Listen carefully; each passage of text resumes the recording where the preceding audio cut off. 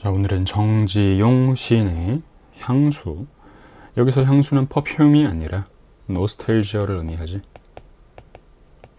고향에 대한 그리움, 그런 걸 향수라고 우리가 부른다. 넓은 벌 동쪽 끝으로 옛이야기 지줄되는 실개천이 회돌아 나가고 얼룩배기 황소가 해설피 금빛 게으른 울음을 우는 곳, 그곳이 차마 꾸맨들 이칠리아. 여기서 화자가 그리워하는 고향의 풍경에 대해서 이야기를 하고 있지. 넓은 벌이 펼쳐져 있고 그 동쪽 끝에는 실개천이 흘러가고 있고 시냇물을 의미하겠지. 또 그 들판에는 황소가 게으른 울음을 울고 있는 그런 공간이야. 그곳이 차마 꿈엔들 이칠리아? 라고 물어보면서 어떻게 그걸 꿈에라도 잊을 수가 있겠어? 라고 서리적인 표현으로 이야기를 하고 있죠. 그리고 실개천이라는 건 원경, 즉 멀리 있는 풍경이라면 황소의 모습은 근경, 가까이 있는 풍경이라고 볼 수가 있겠지. 그래서 이 작품은 원경에서 근경으로 시선이 이동하고 있다라고 하는데, 원경과 근경은 사실 상대적인 개념이라서 판단하기가 좀 애매한 개념이야. 이걸 쉽게 생각을 하려면 카메라에 줌을 당긴다라고 생각하면 돼. 실개천을 찍으려면 카메라에 줌을 당길 필요가 없겠지. 그냥 멀리서 찍어도 한눈에 보이겠지.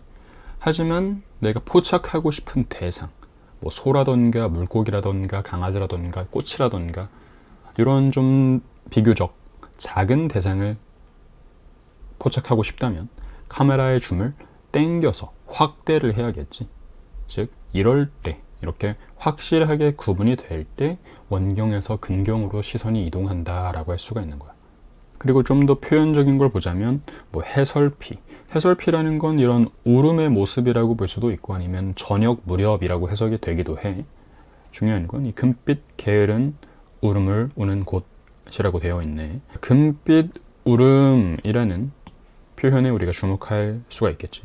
울음이라는 건 청각적인 심상이고 금빛이라는 건 시각적인 심상이지. 그럼 어디서 어디로 감각의 전이가 일어났다라고 해야 될 텐데, 이 감각의 전이가 일어난 표현을 우리는 공감각이라고 하겠지. 근데 이 공감각의 중요한 지점은 어떤 감각에서 어떤 감각으로 이동했느냐 하는 거야. 이게 시각이 청각으로 가는 건지, 울음이 청각이 시각으로 옮아간 건지를 정확하게 판단해야겠지. 그럴 때는 주어와 서술어로 한번 나열을 해보면 돼. 울음이 금빛, 금빛이 울음. 이렇게 했을 때 뭐가 더 자연스러워? 울음이 금빛이다 가 좀 더 자연스럽지. 그렇기 때문에 청각에서 시각으로 감각의 전이가 나타난 공감각적 표현이다 라고 해주면 된다. 질화로에 재가 식어지면 빈 밭에 밤바람 소리 말 달리고 엷은 졸음에 겨운 늙으신 아버지가 집베개를 돋아 보이시는 곳, 그곳이 차마 꿈엔들 이칠리아. 질화로라고 하는 건 지금으로 따지면 히터 같은 거라고 보면 되겠지.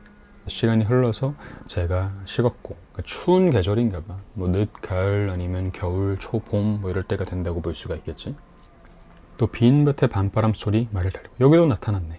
바람 소리라는 건 청각적인데 말을 달리는, 막 달려가는 모습이기 때문에 청각이 시각화된 공감각적 표현이다 라고 볼 수가 있을 거고, 엷은 졸음에 겨운 늙으신 아버지가 집베개를 돋아 고이시고 있는, 즉 아버지에 대한 이런 그리움 모습이 나타난다 라고 볼 수가 있겠지. 그리고 집의 모습이 좀 낡았고 아버지가 좀 안쓰럽고 이런 모습이 나타나기 때문에 뭐 완벽하고 이상향에 가까운 고향의 느낌은 아닌 것 같다. 그래도 같은 부분에서 똑같은 문장이 반복되는 후렴구가 나타나고 있지. 후렴구는 당연히 그 자체로 반복이기 때문에 운율을 형성할 거고 당연히 어떤 의미의 강조를 하겠지. 그리고 가장 많이 나오는 표현은 통일감, 형식적 통일감과 구조적 안정감. 이런 표현도 기억을 해두자. 그리고 이 작품에서 특히나 이런 향토적인 표현들이 많이 나오는데, 질화로라든가 집베개 같은 표현들. 향토적이라는 건 고향, 흙, 그러니까 고향의 흙냄새라고 해서 옛날에 시골 느낌 나는 그런 단어들이 필요하다. 옛날 시골이기 때문에 농촌이든 어촌이든 산속이든 상관이 없어. 옛날 시골 느낌만 나면 된다. 그래서 아까 1연에서 봤던 얼룩배기 황소나 실개천, 이런 단어들 또한 향토적인 시어라고 할 수가 있겠지.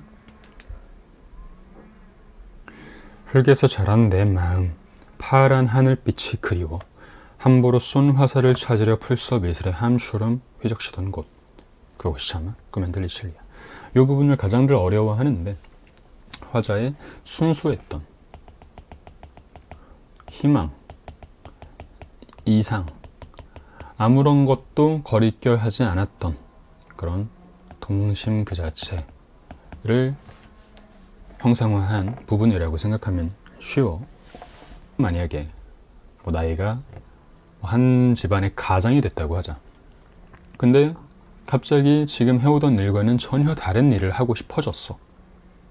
나는 지금까지 선생님이었는데 이제 은퇴할 시기쯤에 갑자기 파일럿이 되고 싶어졌어. 또는 우주 비행사가 되고 싶어졌다고 하자. 그러면 어린 시절처럼, 미취학 아동일 때처럼 나는 그거 해야지 하고 그냥 쿨하게 그냥 행동하고 할 수가 있을까? 쉽지 않겠지? 근데 이때 당시에 아주 어린 시절에는 어때? 그냥 파란 하늘빛이 그리워? 그냥 화살을 쏘는 거야. 함부로. 어떤 큰 고민하지 않고, 큰 기대하지 않고, 큰 계획하지 않고, 그냥 일단 저지르고 나서 그걸 찾으려고 휘적시던 모습이라는 거지. 이런 느낌으로 생각을 해준다면 화자의 순수했던, 아주 이상을 꿈꾸었던, 희망을 잃지 않았던 그런 동심 그 자체가 잘 드러난 부분이라고 할 수가 있겠다. 전설 바다에 춤추는 밤물결 같은 검은 근육머리 날리는 어린 누이와 아무렇지도 않고 예쁠 것도 없는 사철 발벗은 아내가 따가운 햇살을 등에 지고 이삭 줍던 곳.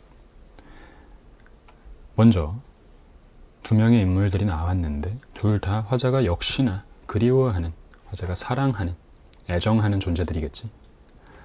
전설 바다에 춤추는 밤물결 같대. 뭐가? 검은 귀민 머리. 즉 머리카락이, 어린 누이의 머리카락이 춤추는 밤물결 같다라고 비유를 한 거지. 그래서 원관념은 이 어린 누이의 머리카락, 보조관념이 밤물결이 돼야겠지. 그래서 원관념과 보조관념을 구분할 수가 있어야 할 것이고, 또 아내의 모습도 보면은 아무렇지도 않고 예쁠 것도 없어. 즉 수수하고 평범하고 막 화려하거나 하지 않은 거지. 하지만 그럼에도 이런 표현에서 화자의 애정이 잘 드러난다라고 볼 수가 있겠죠. 어떻게 보면 좀 츤데레 같은 애정이라고 할까. 그리고 사철 발벗어 있어. 즉 매년 사계절 쉬지 않고 노동하고 밭일하고 한다고 볼 수가 있겠지. 또 따가운 햇살을 등에 치고 이삭 줍던 곳, 이런 공간. 아내도 그렇고 누이도 그렇고 이런 가사 노동, 밭일, 육체 노동 쉽지 않겠지. 힘들겠지. 그런 공간이야. 그러니까 항상 평화롭게만 하고 아무런 갈등도 없고 이런 공간이 아니었던 거야.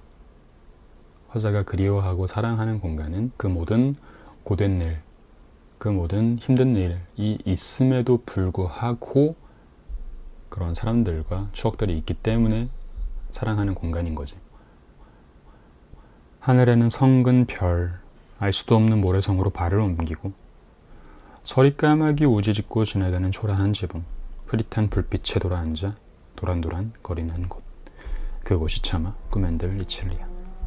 하늘에는 별들이 듬성듬성, 성그렇다라는 건 듬성듬성 떠있다라고 보면 되고, 또 모래성으로 발을 옮겼다라는 건 시간이 흘러서 뭐 은하수의 흐름 같은 거라고 볼 수가 있겠지.